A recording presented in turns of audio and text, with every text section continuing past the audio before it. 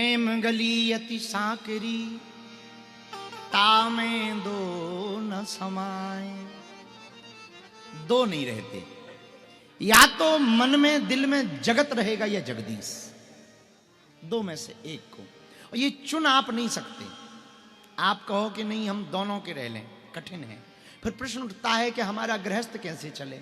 कई लोग ऐसा प्रश्न करते हैं ना, यदि हम बैरागी हो गए तो फिर ये भी एक धर्म है, गृहस्थ भी तो एक धर्म है।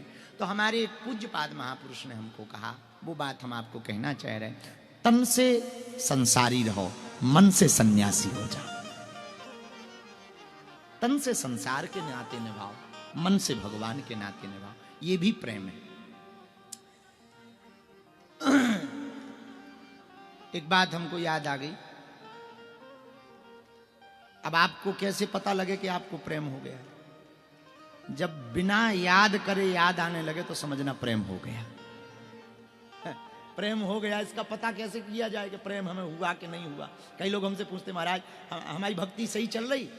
अब भक्ति सही चल रही कि गलत चल रही, इसकी कोई मीटर थोड़ी है या तराजू थोड़ी है कि हम बता दें तुम्हारी सही चल रही कि गलत। तुम बताओ, तुम्हें प्रभु का नाम सुनकर रोना आ रहा है या नहीं, या उनकी याद आ रही या नहीं? जितनी याद आए उतनी भक्ति, और जितनी न आए उतनी ही कमजोर। कई लोग ऐसे हैं जिन्हें याद करवाना पड़ता है।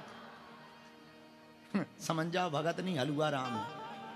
आओ आओ, हलुआ राम है। हाँ, प्रेम क्या है? प्रेम में याद करना नहीं पड़ता। हमारे एक बहुत अच्छे प्रेमी हैं, वो हमसे कहते थे, बोले क्या बताएं गुरुजी, आपकी याद भुलाने के लिए उपाय करना पड़ता है। भुलाने के लिए, आप बात समझे? नहीं समझ आई। याद करने के लिए, याद भुलाने के लिए, ये प्रेम है। जब याद भुलाने का उपाय आप करने लगो तो समझना प्रेम बड़े ऊंचे लेवल का है। याद जाती ही नहीं, तेरी याद जाती नहीं, याद प्रेम कर। तो प्रेम की पराकाष्ठा है महाराज जी। प्रेम की पराकाष्ठा है कि जब जबान से बात ना हो, आंखों से बात, ये पराकाष्ठा है। जब पक्का वाला प्रेमी होता ना, वो जबान से बात नहीं करता, आंखों से बात करता है। और जितना ऊंचा प्रेम होगा उतनी आंखों के इशारों में काम होता है। जिनसे प्रेम होता वो कहते थोड़ी ज्यादा, कह ही नहीं पाते। हाँ, नहीं लगता तू है तो। हाँ।